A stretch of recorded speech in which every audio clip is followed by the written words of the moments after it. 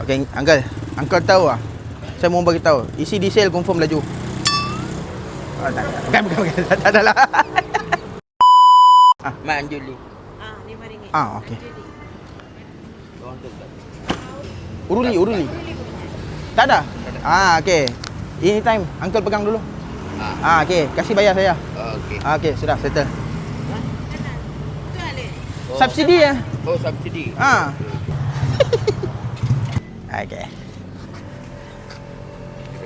Tak. Okey dah. Tinggi. Uruli. Apa yang uruli? Sebab saya suka uruli. Senang kan lagi. Berapa? Sekejap. Saya isi dulu. Kan ni motor pun pakai jam. Oh, jaga enjin lah. Baru laju. Oh, Alamak, budak baru ni. aduh, sorry lah. RM1 tu.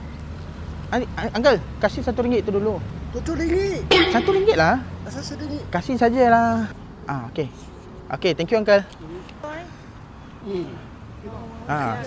Saya rugi kan ini Shell. Okey Uncle. Hati-hati ya. Okay, saya Ya. Bukanlah ni. Uruli. Sebab saya suka. Apa? You simpan. RM6 apa? Jalan. Uruli.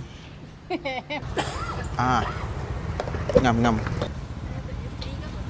Mana ada free, bayar. Sini. Saya nak RM1 je. Shilling pun shilling lah. First time terima duit shilling. Selepas dia duduk kertas.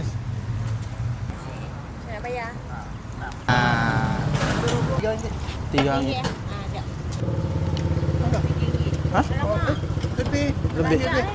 Lebih lah. Dah cuba. Oh, dah bocor. Allah. Sorry. Oh, patutlah minta RM3. RM1. Satu. Tak ada yang pecah? RM1 dah. Itu? Kenapa bayar RM1? Tak apalah.